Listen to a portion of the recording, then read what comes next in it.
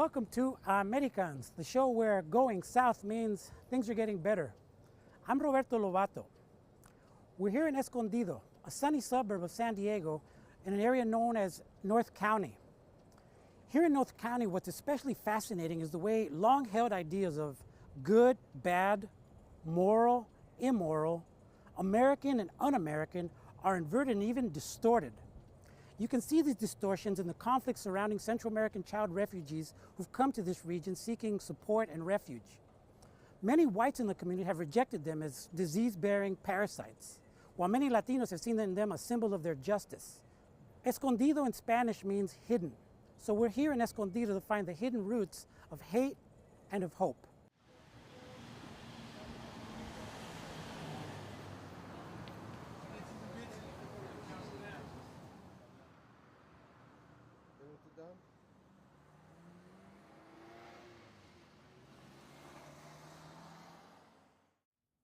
Hey, Ricardo. How are you, man? Ricardo Favelas is a North County native, a longtime activist, and an amateur historian who's actually lived some of the history he studies. Everything's really curated. Everything's really nicely tended to, and is that what it's like here? That's how it appears on the surface, but really there's a lot of conflict in the city. More recently because of the issues with a shelter that is being proposed for children from Central America. For Central American refugees? Central American refugees, that's right. What happened when they arrived or when the proposal arrived? So there was all kinds of different excuses to explain why they didn't want more Latino children in Escondido. And it's something that we knew wasn't true. I mean, the Planning Commission ultimately decided with the community here, they decided to turn down the facility, but we knew a few months back before the issue of the unaccompanied minors became a national story, we knew that the Planning Commission was on board with this new shelter. They knew that it was going to bring in over 100 jobs. It was going to bring in an additional $8 million into the city. There was no question about this facility being used for children a few months before. When the news broke of the crisis, as it's being called, it just brought out the worst in people. So the white community here in Escondido was very much afraid of the idea of more Latinos in this city. Mm-hmm. At the moment, Latinos make up roughly 52% of the city. 52%? 52%, right. Mm-hmm. So there's a real concern, there's fear that, based on assumptions that people have, that, white people aren't going to be in the majority here.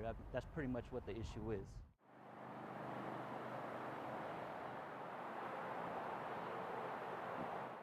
How do they come up with the name? Driving the streets with Ricardo, you often get the sense of the long, twisted history of good guys and bad guys in Escondido. It was known as Escondido. It was known as Rancho del Diablo because the mission, so it's an oceanside, the reach of the mission didn't extend all the way out here.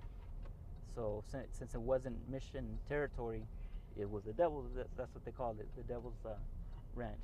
The devil's ranch. Right.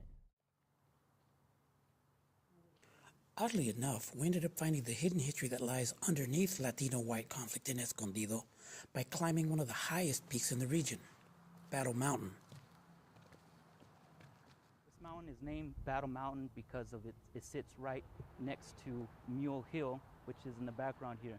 This was the site of the Battle of San Pascual, where the American forces were pinned down by General Andres Pico's forces during the U.S.-Mexican War in the 1840s. Mm-hmm. December 6, 1846 was the date of the battle here.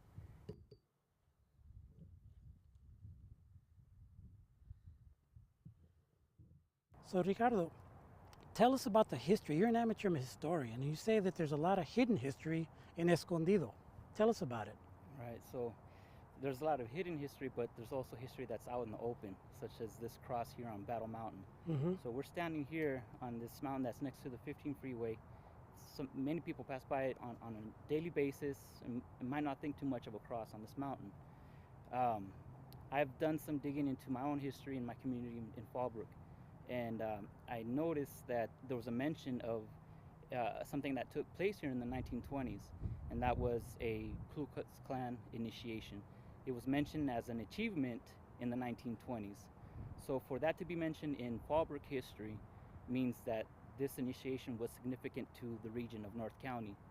So when I saw this mention of Battle Mountain, I looked it up, did my research, and it took me to this area right here, and I was surprised, but at the same time not so surprised to see a white cross standing here. And looking more into the situation, I found out that the group that hosts or that put up this cross is called Let's Light the Cross Incorporated. There's also a history up until recently of Klan kind of patrolling the border. They were one of the first groups to actually patrol the border before the Minutemen, before like the Tea Party and others, right? Right, the Ku Klux Klan in San Diego in particular targeted Mexican immigrants. And going back as far as the 1920s, they were known for going to the border and patrolling the border as well, around the same time that the Border Patrol was founded. Throughout the years, Mexicans continue to be targeted. In Fallbrook, growing up, when I grew up in my teens, a common activity that was done by the local youth was called beaner bashing, where they would look for a Mexican worker, usually in the groves by alone, and beat them up for fun. And that was recent history. So that's part of just the general legacy of hate and that exists in North County. More than 150 years after they won at the Battle of San Pascual, Latinos now appear ready to win again. Olga Diaz, the daughter of farm workers, is a city council member who some polls have leading the race for mayor. Diaz says she got into politics in order to overcome local hate with local hope. So I decided that I would run for office because I needed, quite frankly, access to the same microphone that they had. You ran like not just once, right? You ran once and then... I ran in 2006, inspired by all of this turmoil and wondering, I'd grown up in Northern California and now I was living in Southern California, and I must have missed something in translation because I always thought the whole state was progressive and I didn't realize that Southern California was so conservative. And that doesn't have to be a bad thing, but in Escondido it seemed to be, an interesting tag. And so I ran for office. I didn't know what a precinct was. I didn't recognize that the city had such a significant Republican voter advantage, and I had always been a Democrat.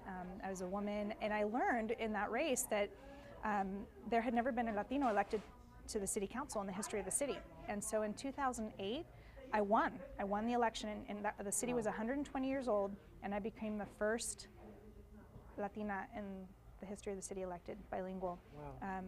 American born, of immigrant parents, that stuff that you read about and see in movies, and I got to live it.